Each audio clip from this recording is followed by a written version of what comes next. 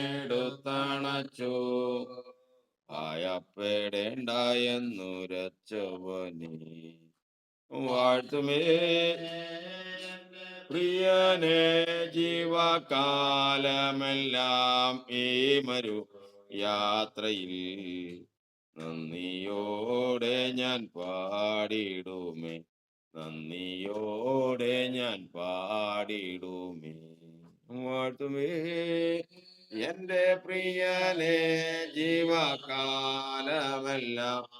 ഈ മരുയാത്രയിൽ നന്ദിയോടെ ഞാൻ പാടിടുമേ, നന്ദിയോടെ ഞാൻ പാടിടുമേ. നമുക്ക് എല്ലാവർക്കും എഴുന്നേറ്റ് നിന്ന് 94-ാമത്തെ സങ്കീർത്തനം വായിച്ച് കർത്താവിന്റെ പാദപീഠത്തിലായിരിക്കാം.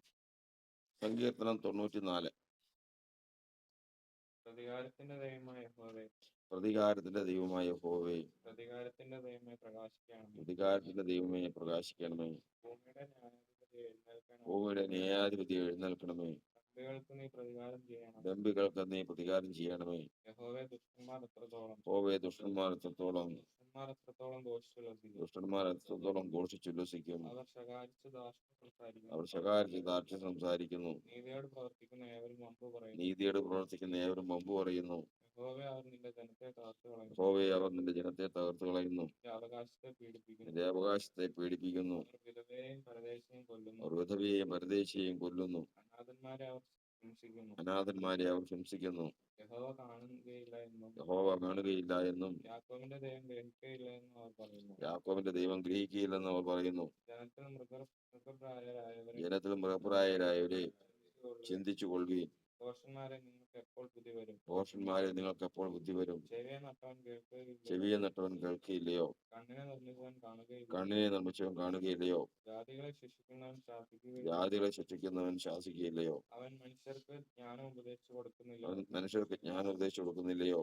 മനുഷ്യരുടെ വിചാരങ്ങളെ മായ എന്ന് യഹോവ അറിയുന്നു. മനുഷ്യരുടെ വിചാരങ്ങളെ മായ എന്ന് യഹോവ അറിയുന്നു. യഹോവയെ ദുഷ്ടന് കുഴി കുഴിക്കുവോളം യഹോവയെ ദുഷ്ടന് കുഴി കുഴിക്കുവോളം അനർത്ഥ ദിവസത്തിൽ നീ അവനെ വിശ്രമിപ്പിക്കേണ്ടത്. അനർത്ഥ ദിവസത്തിൽ നീ അവനെ വിശ്രമിപ്പിക്കേണ്ടതിന് നീ ശിക്ഷിക്കുകയും നിന്റെ ന്യായപ്രമാണം നീ ഉപദേശിക്കുകയും നീ ശിക്ഷിക്കുകയും നിന്റെ ന്യായപ്രമാണം നീ ഉപദേശിക്കുകയും ചെയ്യുന്ന മനുഷ്യൻ ഭാഗ്യവാൻ. യഹോവ തന്റെ ജനത്തെ തള്ളിക്കളയുകയില്ല. യഹോവ തന്റെ ജനത്തെ തള്ളിക്കളയുകയില്ല. തന്റെ അവകാശത്തെ കൈവിടുകയുമില്ല. തന്റെ അവകാശത്തെ കൈവിടുകയുമില്ല. ന്യായവിധി നീതിയിലേക്ക് തിരിഞ്ഞു വരും. ന്യായവിധി നീതിയിലേക്ക് തിരിഞ്ഞു വരും. പരമാർത്ഥ ഹൃദയമുള്ളവരൊക്കെയും അതിനോട് യോജിക്കും. പരമാർത്ഥ ഹൃദയമുള്ളവർക്ക് അതിനോട് യോജിക്കും. ദുഷ്കർമ്മികളുടെ നേരെ ആര് എനിക്ക് വേണ്ടി എഴുന്നേൽക്കും. ദുഷ്കർമ്മികളുടെ നേരെ ആർ എനിക്ക് വേണ്ടി എഴുന്നേൽക്കും. നീതിയോട് പ്രവർത്തിക്കുന്നവരോട് ആര് എനിക്ക് വേണ്ടി എതിർത്ത് നിൽക്കും. നീതിയോട് പ്രവർത്തിക്കുന്നവരോട് ആർ എനിക്ക് വേണ്ടി എതിർത്ത് നിൽക്കും. യഹോവ എനിക്ക് സഹായമായിരുന്നില്ലെങ്കിൽ യഹോവ എനിക്ക് സഹായമായിരുന്നില്ലെങ്കിൽ എന്റെ പ്രാണൻ വേഗം മൗനവാസം ചെയ്യുമായിരുന്നു. എന്റെ പ്രാണൻ വേഗം മൗനവാസം ചെയ്യുമായിരുന്നു. എന്റെ കാൽ വഴുതുന്നെന്ന് ഞാൻ പറഞ്ഞപ്പോൾ യഹോവേ, നിന്റെ ദയ എന്നെ താങ്ങി. യഹോവേ, നിന്റെ ദയ എന്നെ താങ്ങി. എന്റെ ഉള്ളിലെ വിചാരങ്ങളുടെ ബഹുത്വത്തിൽ എന്റെ ആശ്വാസങ്ങൾ എന്റെ പ്രാണനെ തണുപ്പിക്കുന്നു.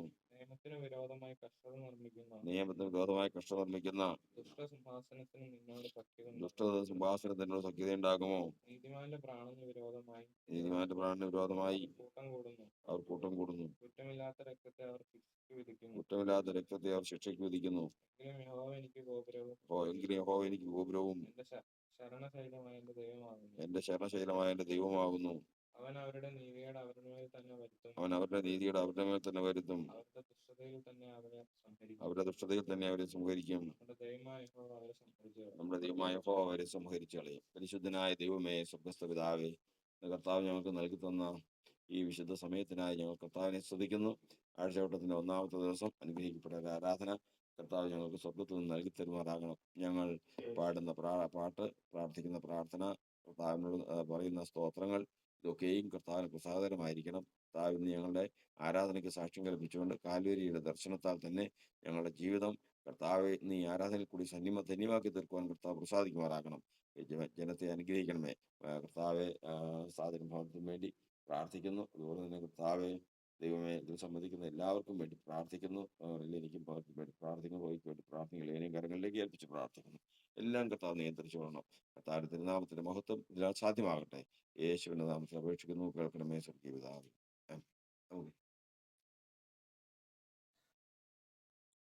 കർത്താവിന്റെ പരിശുദ്ധ നാമത്തിന് മഹത്വം ഉണ്ടാകുമാറാകട്ടെ. ഇന്ന് ഈ ആഴ്ചവട്ടത്തിന്റെ ഒന്നാമത്തെ ദിവസം ദൈവത്തെ ആരാധിപ്പാൻ നമ്മെ കർത്താവ് വിളിച്ച ദിവസമാണ്. ഫറവോനോട് കർത്താവ് പറഞ്ഞത്, എന്നെ ആരാധിപ്പാൻ എൻ്റെ ജനത്തെ വിട്ടയക്കാം. അത് വിട്ടയക്കാൻ നിനക്ക് മനസ്സില്ലെങ്കിൽ നീ ഒരു കാര്യം ഓർക്കേണ്ടത്, ഇസ്രായേൽ എൻ്റെ മകനാണ്, എൻ്റെ ആദിജാതനാണ്. എന്നെ ശുശ്രൂഷിക്കാനാണ് ഞാൻ എൻ്റെ മകനെ നിന്നോട് വിട്ടയക്കാൻ പറയുന്നു. ഇതിനൊരു ന്യായവിധിയുണ്ട്. നീ ഇത് ചെയ്യുന്നില്ല എങ്കിൽ അതിനൊരു വിധിയുണ്ട്. ആ ഒരു വിധിയാണ്, നീ എൻ്റെ മകനെ വിട്ടയക്കുന്നില്ല എങ്കിൽ ഞാൻ നിന്റെ മകനെ കൊന്നുകളയും. യഥാർത്ഥത്തിൽ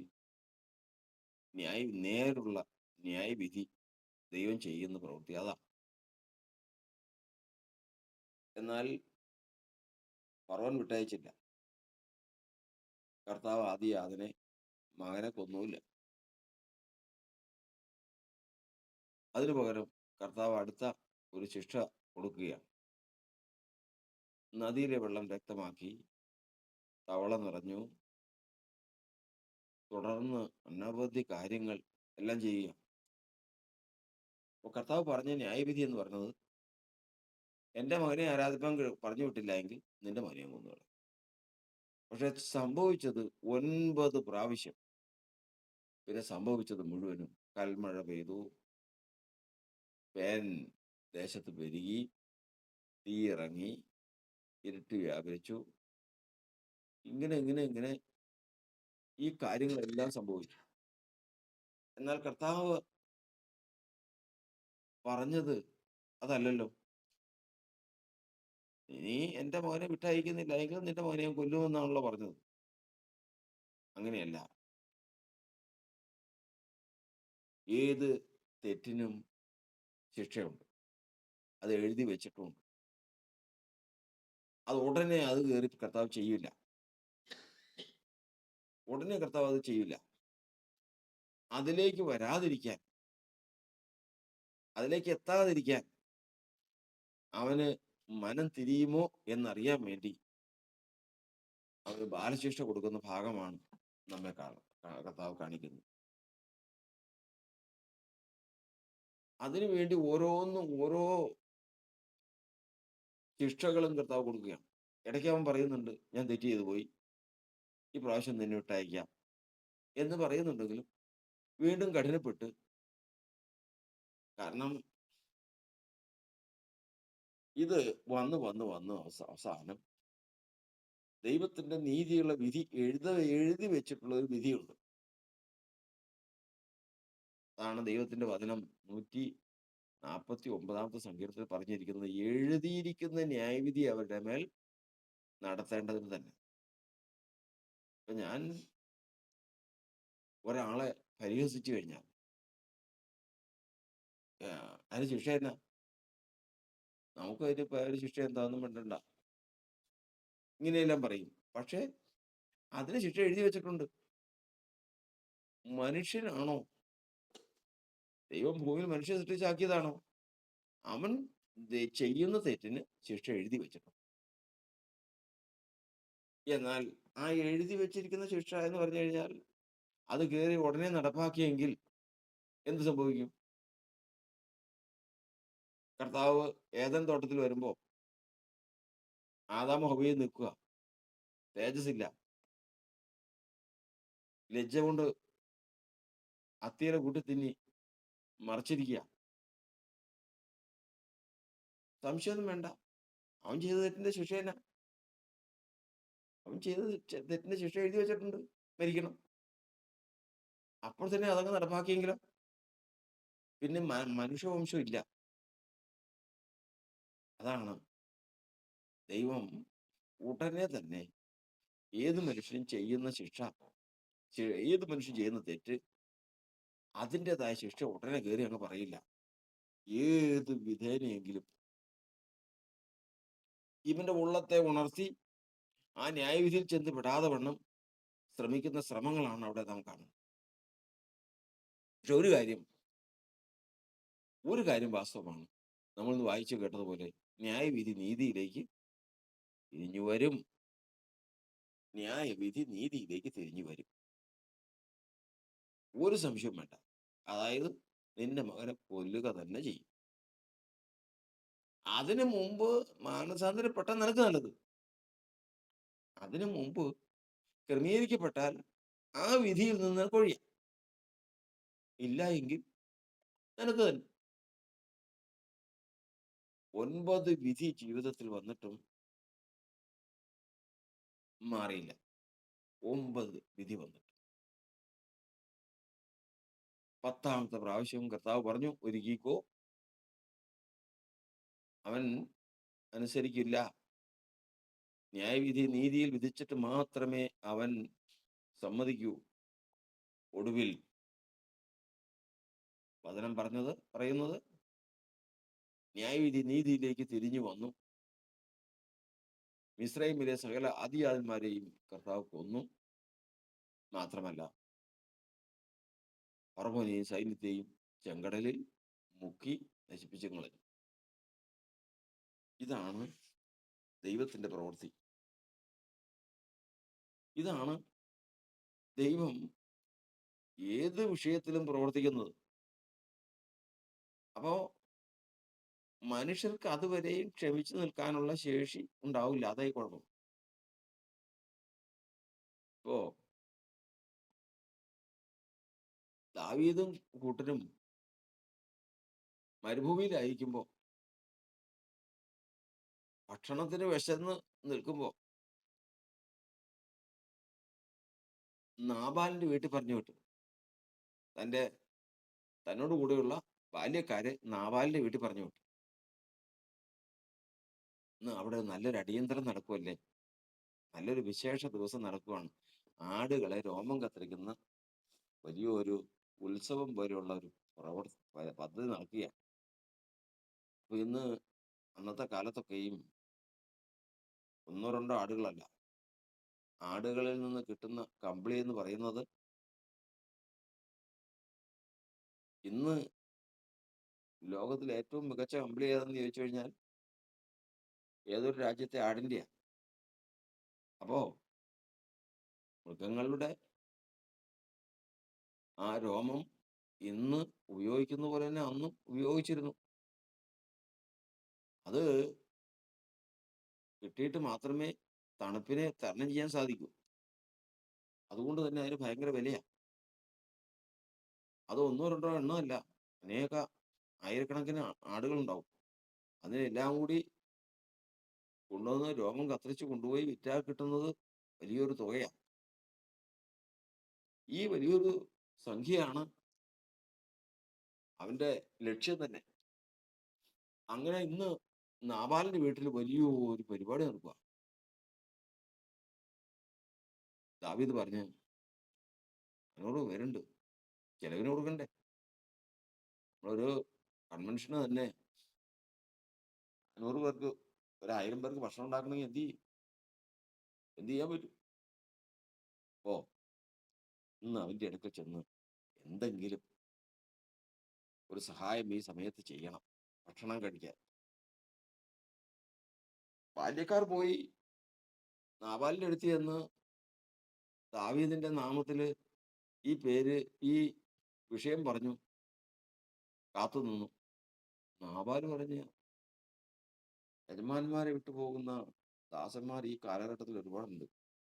ഞാൻ എൻ്റെ രോമം കത്തിരിക്കുന്നവർക്ക്, ആടുകളുടെ രോമം കത്തിരിക്കുന്നവർക്ക് ഒരുക്കി വെച്ചിരിക്കുന്ന ഈ ഭക്ഷണം കൊടുത്ത് ഞാൻ വല്ലവർക്കും എടുത്തു കൊടുക്കുവോ? അവരെ കളിയാക്കി പറഞ്ഞു വിട്ടു. അവിടെ വന്നപ്പോൾ ദാവീദ് അത് കേട്ടപ്പോൾ ഉടനെ തന്നെ പറഞ്ഞു, വാളരിക്ക് കെട്ടിക്കൊള്ളാൻ പറഞ്ഞു. എല്ലാവരും വാളരിക്ക് കെട്ടിക്കൊള്ളാൻ പറഞ്ഞു. അങ്ങനെ വാളരിക്ക് കെട്ടി യാത്ര ചെയ്ത് പുരുഷനായിട്ടൊരു പ്രജ പോലും നാളെ നേരം വെളുത്താൽ നാബാലിനുണ്ടാകരുത്. ഇതാ തീരുമാനം. പോകുന്ന വഴിക്ക് നാബാലിന്റെ ഭാര്യ വന്ന് ഈ ദാവീദിന് എതിരേറ്റു. ചെയ്ത തെറ്റിന് ക്ഷമ പറഞ്ഞു. അവർക്ക് വേണ്ട ആഹാരം കൊണ്ടുവന്ന് കൊടുത്തു. ഇത് കണ്ടു കഴിഞ്ഞപ്പോഴേക്കും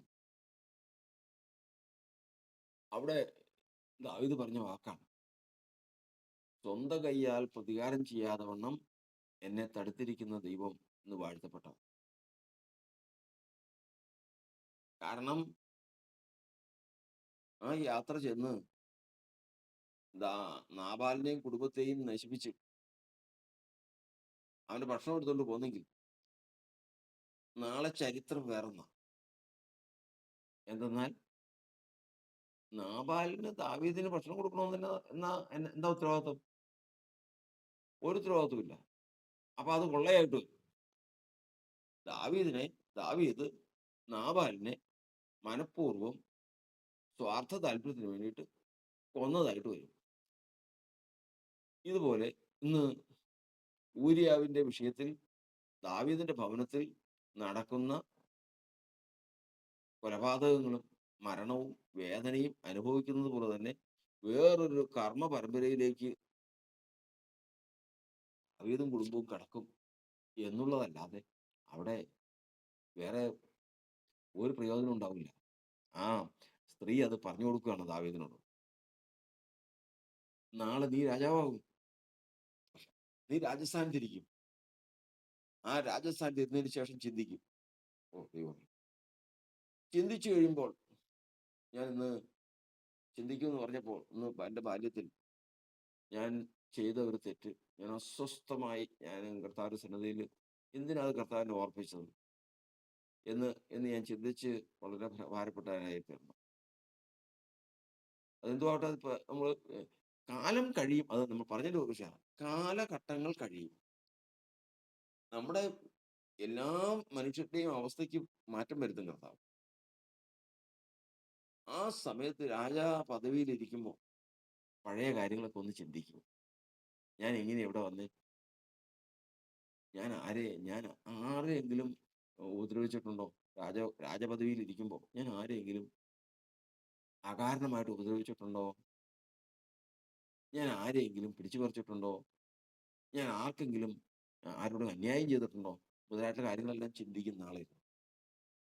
അങ്ങനെ ചിന്തിച്ച് വരുമ്പോഴത്തേക്കും അബിഗയിൽ പറയാം, ഇങ്ങനെ ചിന്തിച്ചു വരുമ്പോ, ഈ വിഷയത്തിൽ വരുമ്പോ, അയ്യോ, അന്ന് ഞാൻ നാബാലിനെയും കുടുംബത്തെയും നശിപ്പിച്ചു കളഞ്ഞത് ശരിയായില്ല. കാരണം അവന്റെ മുതല് അവനത് എനിക്ക് തരാൻ മനസ്സിലാന്ന് പറഞ്ഞതേ ഉള്ളൂ. പിന്നെ അവന്റെ അടുക്കൽ ഞാൻ ഇത്തിരി ഭക്ഷണത്തിന് വേണ്ടി ചെന്നു. അവന് വേണ്ടി അതിന് മുമ്പ് സഹായം ചെയ്തിട്ടുണ്ടെങ്കിൽ അതൊന്നും അവൻ കണക്കൂട്ടിയിട്ടില്ല. അത് കണക്കൂട്ടേണ്ട കാര്യമില്ല. അപ്പൊ ഞാൻ അവനെ കൊന്ന് അവന്റെ ഭക്ഷണങ്ങളെല്ലാം എടുത്തുകൊണ്ട് വന്ന് അവനെ കൊള്ളയടിച്ചു കഴിഞ്ഞാൽ അകാരണമായിട്ട് രക്തം ചിന്തിയതാ. വചനം പറയുന്നത്, എത്ര പദവിയിലിരുന്നാലും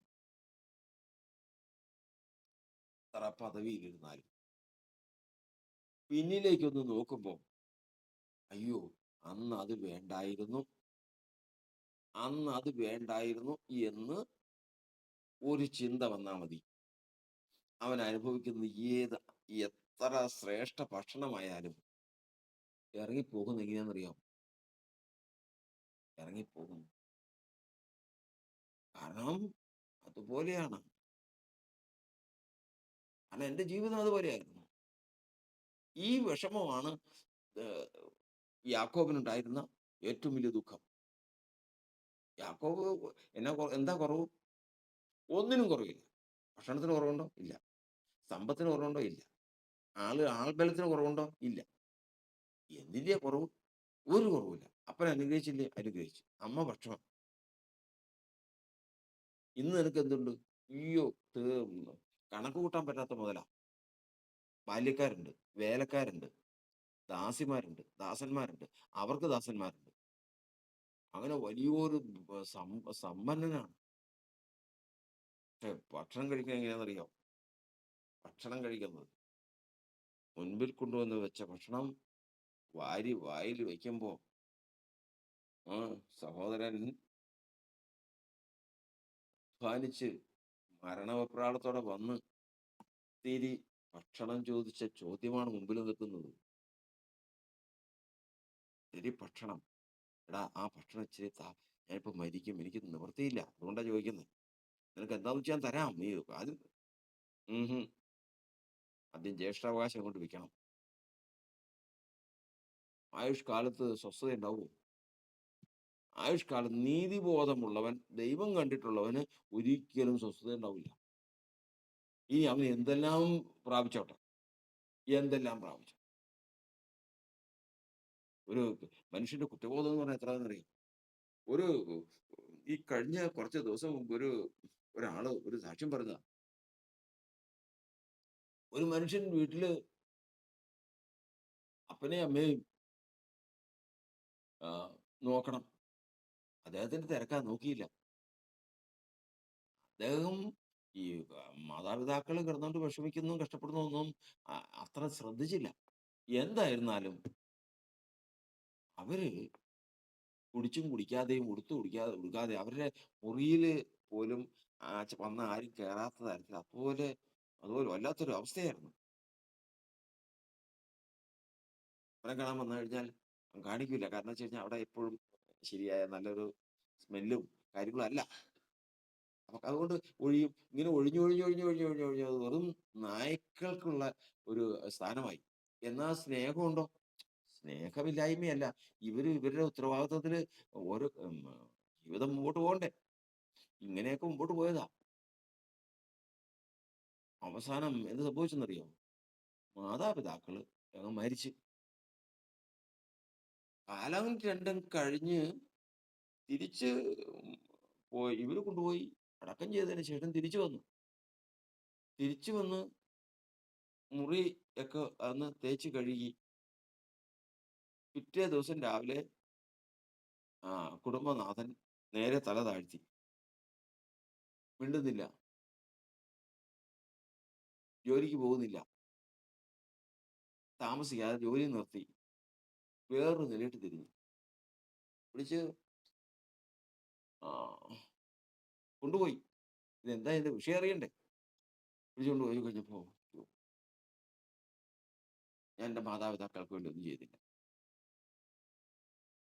ചെയ്യേണ്ട സ്ഥാനവും ചെയ്യേണ്ട സമയവും ഉണ്ടായിരുന്നു, അന്ന് ചെയ്തില്ല.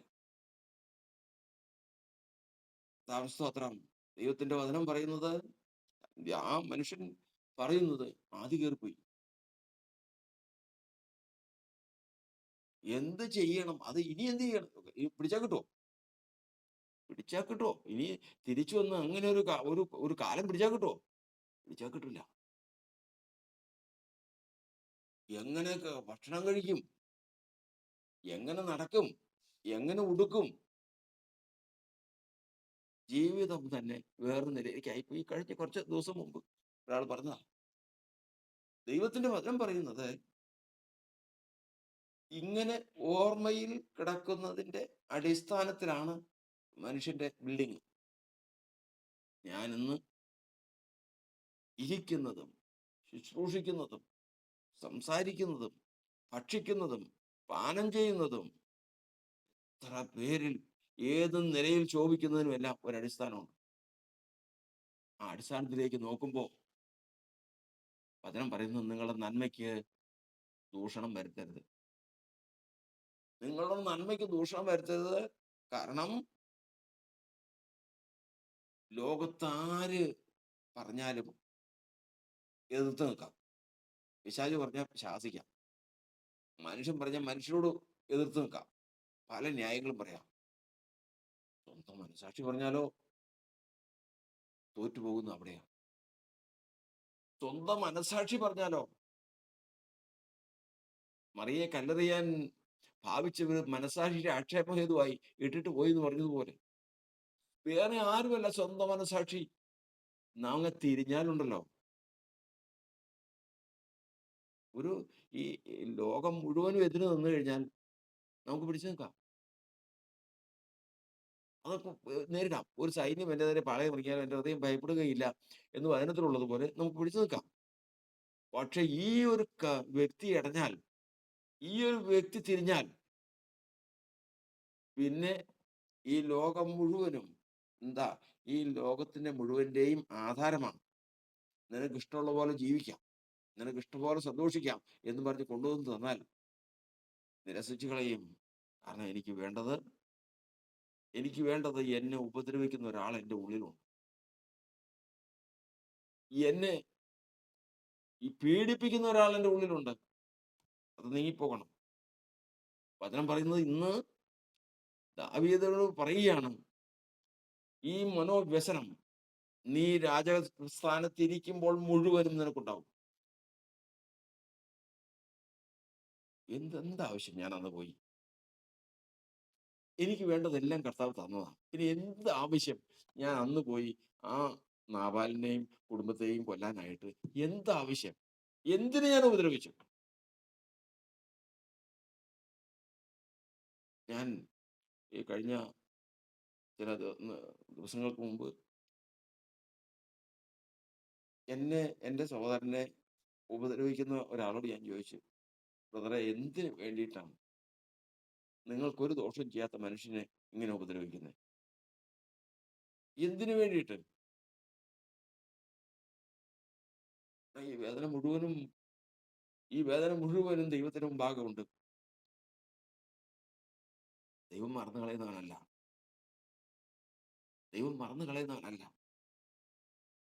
കർത്താവിന്റെ വചനം പറയുന്നത്, യജമാനന് നിശ്ചയമായിട്ടും ദൈവം ഒരു ഭവനം പണിയും.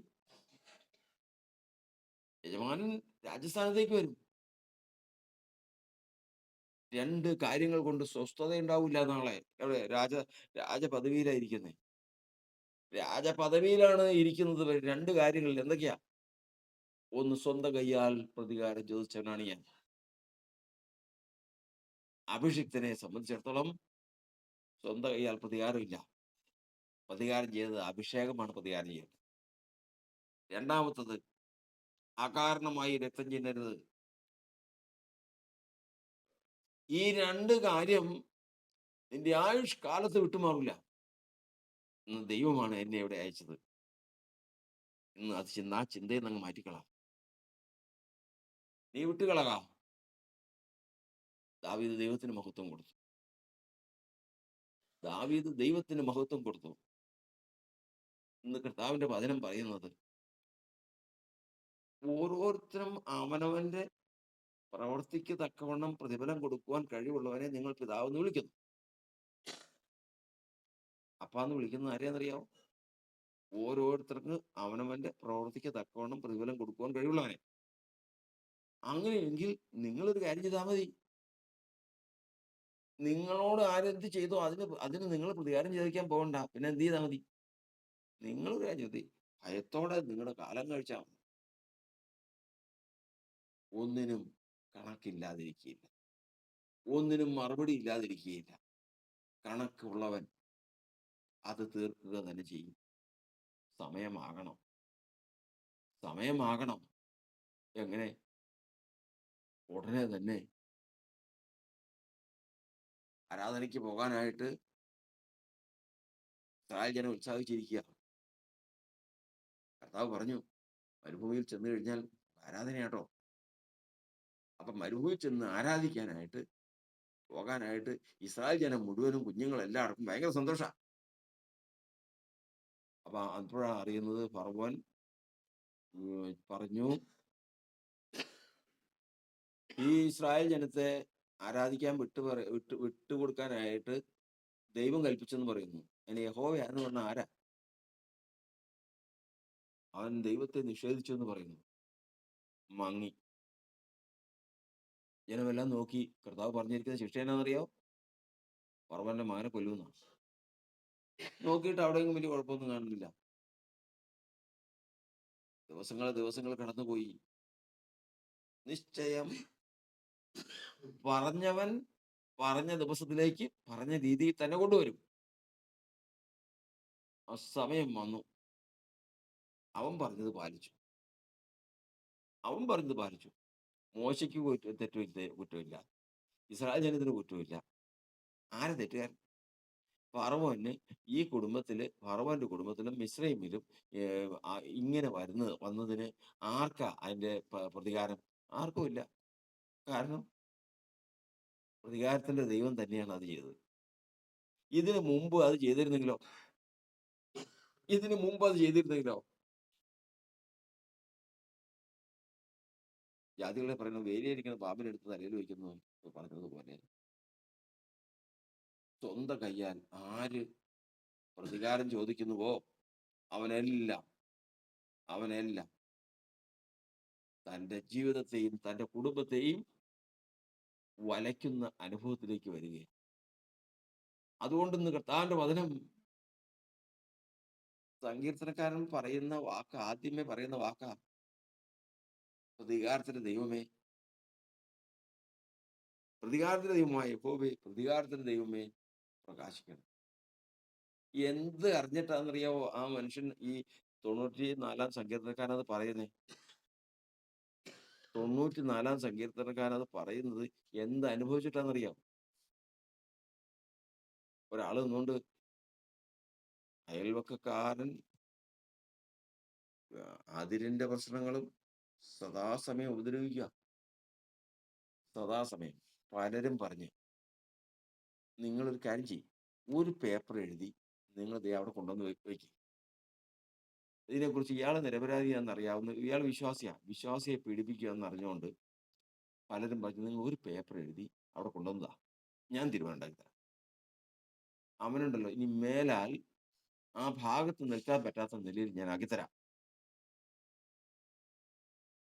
അവൻ പറയുന്നില്ല. അങ്ങനെ ഞാനങ്ങ് ചെയ്യണം. ഞാൻ കർത്താവിനോട് പറയണതല്ലേ, എന്റെ വ്യവഹാരം കർത്താവിന്റെ സന്നിധിയിൽ കൊണ്ടുവരാനല്ലേ പറഞ്ഞത്, പിന്നെ ഞാൻ മനുഷ്യരെ അടുത്ത് കൊണ്ടുവരുന്നത് എങ്ങനെയാ?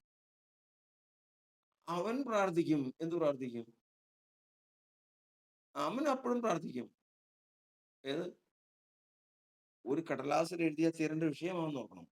ഒരു കടലാസിൽ എഴുതി ആ അധികാരികളിട്ട് കൊടുത്താൽ തീരുന്ന വിഷയം ഇവൻ പറയുകയാണ്, ഞാൻ ചെയ്യില്ല, ഞാൻ രാവിലെ ഇന്നും കൂടെ പ്രാർത്ഥിച്ചതാ. എന്താ? പ്രതികാരത്തിന്റെ ദൈവമേ, പ്രതികാരത്തിന്റെ ദൈവമായ യഹോവേ, പ്രതികാരത്തിന്റെ ദൈവമേ പ്രകാശിക്കണമേ എന്ന് ഇന്നും കൂടെ ഞാൻ പ്രാർത്ഥിച്ചതാ. അതതിന്റെ സമയത്ത് പ്രകാശിക്കും. അത് ശാശ്വതമായിരിക്കും. ഇന്ന് ഞാനൊരു പേപ്പർ എഴുതി കൊടുത്തു കഴിഞ്ഞാൽ നിശ്ചയം നാളെ ഒരു പേപ്പർ എനിക്ക് വേണ്ടി അപ്പൊ തന്നെ റെഡി ആയിട്ടുണ്ട്. ഇവിടെ ഒരു എനിക്കെതിരെ വ്യാജമായിട്ടുള്ള ഒരു കൂട്ടുകെട്ടും ഒരു വലിയൊരു പ്രശ്നങ്ങളൊക്കെ ഉണ്ടായി. എഴുത്ത് 2 പോയി. എഴുത്ത് 2. അപ്പോ എല്ലാവരും കൂടെ കൂടി പറഞ്ഞു, അങ്ങനെ അടങ്ങിയിരിക്കരുത്, നമുക്കൊരു എഴുത്ത് കൊടുക്കാം. എഴുതി ഒപ്പിട്ട് കാര്യങ്ങളൊക്കെ കൊണ്ടുവന്ന് വെച്ചു. പറഞ്ഞു കൊടുക്കാം, വരട്ടെ. അങ്ങനെ അവരെ ആ ചൂടും ആയിരുന്ന അവസ്ഥയിൽ നിന്ന് തണുപ്പിച്ച് കൊണ്ടുവന്ന് വെച്ച് അതിൽ നിന്ന് ഒഴിച്ചു മാറ്റി. രേഖ അത് പഠിച്ചവൻ അത് ചെയ്യട്ടെ. അത് പഠിച്ചവൻ അത് ചെയ്യട്ടെ. അതെ, ദൈവസഭയെ വ്യവഹാരത്തിലേക്ക് കൊണ്ടുവരുന്ന അവസ്ഥ വന്നു. അവന് നല്ല നേട്ടാ, നല്ല പ്രകാശം.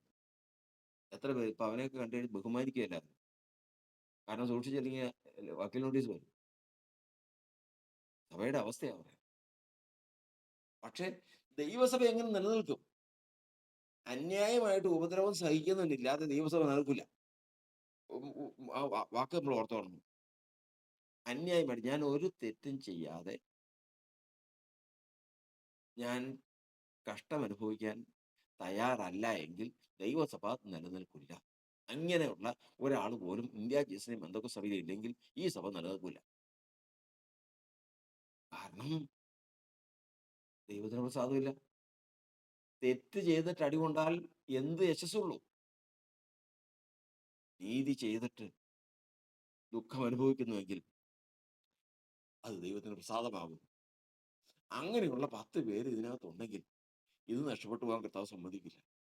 അപ്പൊ ദൈവത്തിന്റെ സഭയെ നിലനിർത്തുന്ന ഒരു ഘടകം കൂടിയാണ് ഇന്ന് ഞാൻ കടന്നു പോകുന്ന ഈ വഴി എന്ന് ചിന്തിക്കുമ്പോ മറക്കാം.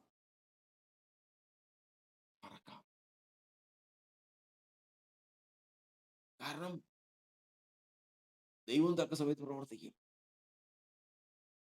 നാളെ എനിക്ക് ദുഃഖമുണ്ടാകാൻ വിഷയമില്ല. ദാവീദ് രാജാവായിരിക്കുമ്പോ ഒരാൾ വരുവാ, നാബാലിന്റെ ഒരു ബന്ധുവാ. എന്താ പേരെന്നാ ഇന്ന സ്ഥലത്തുനിന്ന് അവന്റെ മനസ്സിലുണ്ട് ദാവീദ് ആരാന്ന്, ദാവീദ് ആരാന്ന്. നിരപരാധിയെ കൊന്ന്, ഭക്ഷണവും കവർന്നുകൊണ്ട് കൊന്ന്, സമ്പത്തും കവർന്നുകൊണ്ട് കൊന്ന്, അവനെ എല്ലാத்தைയും കൊന്നു കളഞ്ഞ ആളാ. അത് ദൈവജനോ, ദൈവജനത്തെ നശിപ്പിച്ചവനാ. ഈ ഒരു മനോവ്യഥ ഒരിക്കലും ഉണ്ടാകാൻ സാധ്യമല്ലാത്ത തരത്തിൽ വചനം പറയുന്നത്, മരണസമയമായപ്പോഴേക്കും ദാവീദ് പറയുന്ന വാക്കുകളുണ്ട് ആത്മാവിൽ. ഇതാ ദൈവത്തിന്റെ ആത്മാവ് എന്നിലുണ്ട്, ദൈവത്തിന്റെ വചനം എന്റെ നാവിൽ കൂടി ഞാൻ സംസാരിക്കുന്നു, മനുഷ്യരെ നീതിയോടെ ഭരിക്കുന്നവൻ. ഈ വാക്ക് പറയില്ല. അന്ന് നാബാലിനെ കൊന്നെങ്കിൽ, അന്ന് നാബാലിനെയും കുടുംബത്തെയും ഇല്ലാതെയാക്കിയെങ്കിൽ ഇന്ന് ഇത് പറയൂല.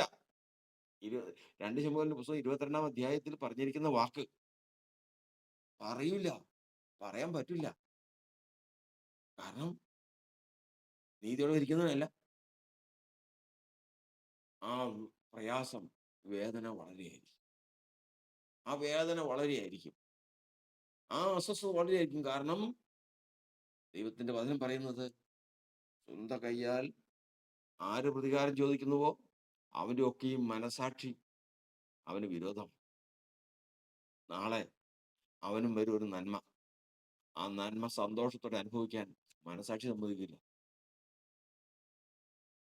ഞാൻ സന്തോഷത്തോടെ ഒരു കാര്യം ഭക്ഷണം കഴിക്കാൻ വന്നിരിക്കുമ്പോ, തൃപ്തിയോടൊരു ഭക്ഷണം കഴിക്കാൻ വന്നിരിക്കുമ്പോ ആരുമില്ല, ആരും എനിക്ക് എതിര് നിൽക്കാനില്ല.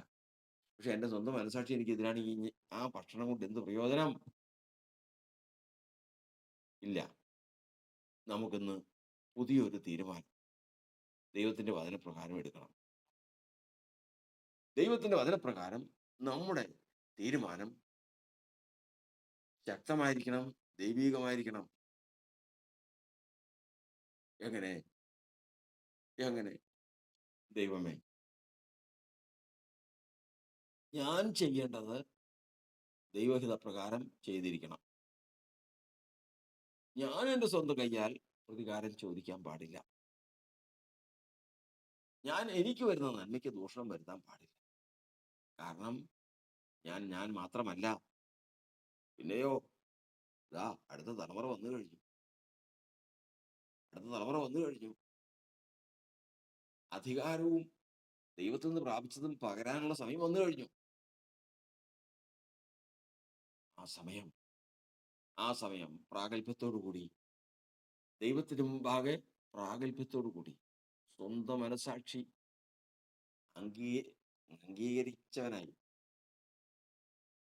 ലോകത്തിൽ നിന്ന് ഏത് ഇൻസ്റ്റിറ്റ്യൂട്ടിൽ നിന്നും ഒരു സർട്ടിഫിക്കറ്റ് മേടിക്കാം. ഉന്നത വിദ്യാഭ്യാസത്തിന്റെ, ഉന്നത പദവിയുടെ, മനുഷ്യന്റെ എല്ലാം സർട്ടിഫിക്കറ്റ് മേടിക്കാം. സ്വന്തം മനസാക്ഷിക്ക് ഇതിൽ നിന്നൊരു സർട്ടിഫിക്കറ്റ്. അപ്പോസ്തലനായ പൗലോസ് പറഞ്ഞ പോലെ, ഞാൻ ചെയ്തത് മേലാലും ചെയ്യും.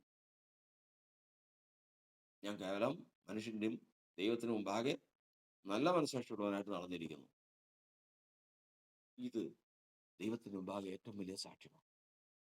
അതുകൊണ്ട് കർത്താവിന്റെ വചനം പറയുന്നത്, ഇന്ന് സങ്കീർത്തനക്കാരൻ ഇത്രയും വേദന അനുഭവിച്ചുകൊണ്ടാണ് പറയുന്നത്. നമ്മൾ 96-ാം സങ്കീർത്തനം വായിക്കുമ്പോൾ നമ്മൾ വിചാരിക്കും, ഇതൊക്കെ ഒരു പ്രാർത്ഥന, നല്ലൊരു പ്രാർത്ഥനയാണ്, പ്രതികാരത്തിന് ദൈവം പ്രകാശിക്കുന്നത്. പക്ഷെ ആ മനുഷ്യൻ അനുഭവിക്കുന്ന വേദന എന്താണെന്നറിയോ?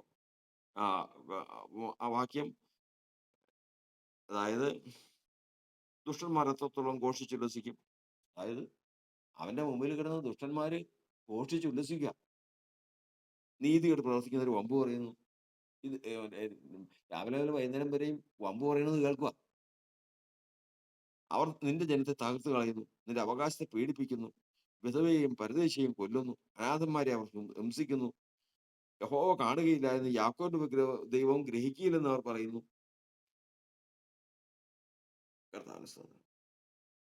ഇത്രയെല്ലാം അനുഭവിച്ചിട്ടും അവർക്കെതിരെ ഒരു പ്രശ്നമില്ല. അവൻ ദൈവത്തോടെ പ്രാർത്ഥനയുള്ളൂ, ഒറ്റ പ്രാർത്ഥനയുള്ളൂ. ഇത് കണ്ടിട്ടാ ഈ ദുഷ്ടന്മാരുടെയും പരിഹാസികളുടെയും ഉപദ്രവിക്കുന്നവരെയും ഈ നടുവില് ഇത്രയെല്ലാം അനുഭവിച്ചുകൊണ്ട് അവൻ പറയുന്നത് ദൈവത്തിന്റെ സന്നിധിയിൽ പ്രാർത്ഥിക്കുന്ന പ്രാർത്ഥനയത്രേ ഉള്ളൂ. പ്രതികാരത്തിന്റെ ദൈവമേ, പ്രതികാരത്തിന്റെ ദൈവമായ യഹോവേ, പ്രതികാരത്തിന്റെ ദൈവമേ പ്രകാശിക്കണം. നീ പ്രകാശിക്കണം.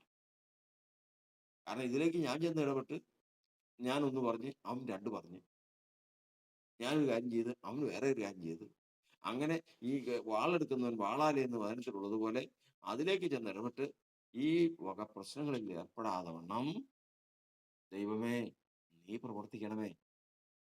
നീ പ്രവർത്തിച്ചാൽ പിന്നെ ആരെങ്കിലും അതിന് പ്രതികാരം ചെയ്യാൻ പറ്റുമോ? ഇല്ല, ഇല്ല. ന്യായവിധി നീതിയിലേക്ക് തിരിഞ്ഞു വരും. നിശ്ചയം, നിശ്ചയം. ആ ഉറപ്പിൽ നമുക്ക് ദൈവത്തെ തന്നെ ആശ്രയിക്കാം. എപ്പോഴും ഓർത്തു കൊള്ളണം, രാവിലെ മുതൽ വൈകുന്നേരം വരെ അനുഭവിക്കുന്നതും കേൾക്കുന്നതും ചിന്തിക്കുന്നതായ കാര്യങ്ങൾ എന്തെന്ന് ചിന്തിച്ചുകൊള്ളണം. നല്ലതല്ല, അതിവേദനയാണ്, അതിവേദനയാണ്. അപ്പോഴും അപ്പോഴും വായിരുന്നുള്ള പ്രാർത്ഥന, പ്രതികാരത്തിന്റെ ദൈവമേ നീ പ്രകാശിക്കും. ഞാൻ പ്രകാശിച്ചാൽ പോരാ. ഞാൻ പ്രതികാരം കൊണ്ട് നിറഞ്ഞു കഴിഞ്ഞാൽ എനിക്ക് ദോഷം. നീ പ്രതികാരം കൊണ്ട് നിറഞ്ഞാൽ എനിക്ക് രക്ഷ, എനിക്ക് രക്ഷ. വിടുതൽ തരണം, വിടുതൽ തരണം. എന്റെ സഭയ്ക്ക് വേണ്ടി പ്രവർത്തിക്കുന്ന കർത്താവ്, തനിക്ക് വേണ്ടി, തന്റെ ജനത്തിനു വേണ്ടി പ്രവർത്തിക്കുന്ന കർത്താവ്, തന്റെ ജനത്തിനു വേണ്ടി കരുതുന്ന കർത്താവ് ഈ വിഷയത്തിൽ ഇടപെട്ട് ദൈവമേ ഞങ്ങളുടെ വ്യവഹാരം കർത്താവ് നടത്തി തരണം. ഞങ്ങളുടെ മനസാക്ഷിക്ക്, ദൈവം തന്ന ശുദ്ധ മനസാക്ഷിക്ക് വിരുദ്ധമായിട്ട് ഒന്നും ഞങ്ങളിൽ നിന്ന് വരാതെ വണ്ണം കർത്താവ് എന്ത് ഞങ്ങളെക്കുറിച്ച് ആഗ്രഹിക്കുന്നുവോ, ദൈവികമായത് എന്തോ അത് ഞങ്ങളിൽ നിന്ന് പുറപ്പെട്ടു വരുവാനും അത് ഞങ്ങൾ സ്ഥിരപ്പെട്ടിരിക്കാനും ഞങ്ങൾക്ക് കൃപ തരണം. കാത്തുകൊള്ളണം, അനുഗ്രഹിക്കണം. പരിശുദ്ധനായ ദൈവമേ, സ്വർഗസ്ഥ പിതാവേ, ഈ നല്ല സമയത്തിനായി ഞങ്ങൾ കർത്താവിനെ സ്തുതിക്കുന്നു. കൃപയാൽ ഞങ്ങളെ ഈ സമയം വരെയും നടത്തിയ ദൈവം ഇന്നും ഞങ്ങളോടൊപ്പം ഉള്ളതുകൊണ്ട് ഞങ്ങൾ കർത്താവിനെ സ്തുതിക്കുന്നു. പ്രതികാരത്തിന്റെ ദൈവം പ്രകാശിക്കട്ടെ.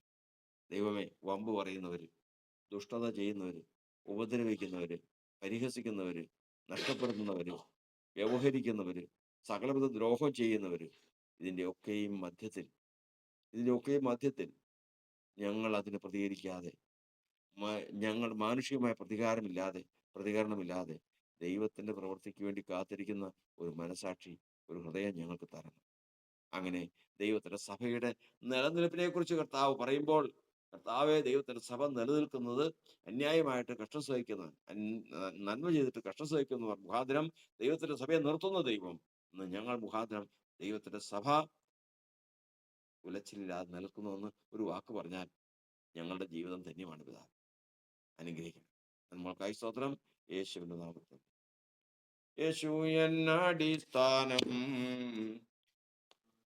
അവനിലത്രേ, യേശു എന്നടിസ്ഥാനം